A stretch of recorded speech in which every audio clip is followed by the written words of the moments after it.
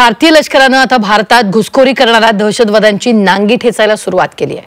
क्षीण काश्मीरमधील शोपियानमध्ये दहशतवादी लष्कर ए तोयबा आणि टीआरएच्या 3 दहशतवाद्यांना संपवण्यात आलंय। त्यांच्याकडून मोठा शस्त्रसाठाही जप्त करण्यात आलेला आहे। पाहूया।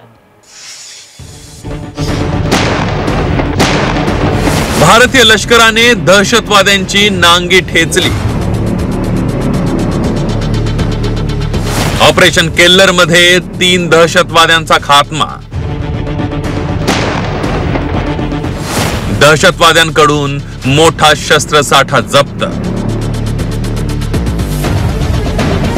पहलगाम दहशतवादी हल्ल्यानंतर भारताने दहशतवाद्यांची नांगी ठेचायला सुरुवात केली आहे। मंगळवारी भारतीय लष्कराने काश्मीरमधील केल्लरच्या जंगलात ऑपरेशन केल्लर राबवत 3 कुख्यात दहशतवाद्यांचा खात्मा केला। खात्मा करण्यात आलेल्या दहशतवाद्यांकडून मोठा शस्त्रसाठा जप्त करण्यात आलाय। धक्कादायक म्हणजे दहशतवाद्यांकडे आधार कार्ड आणि भारतीय चलनही सापडलंय।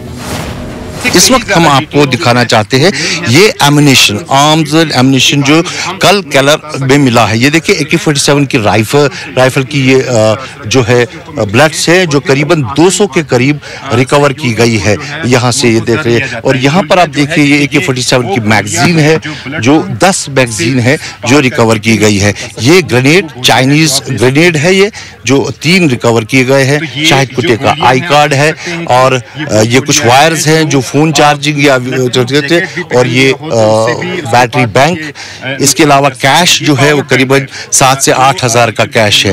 और ये देखिए आप ये AK-47 राइफल्स दो है जो 2 मिली हैं और ये पाउच। मंगळवारी राबवण्यात आलेल्या ऑपरेशन केल्लर मध्ये दहशतवाद्यांच्या कमांडरसह 3 दहशतवाद्यांना यमसदनी पाठवण्यात आलंय। शाहिद कुट्टे, अदनान शफी, एहसान उल हक या 3 दहशतवाद्यांचा खात्मा करण्यात आलाय। शाहिद कुट्टे हा TRFचा कमांडर होता।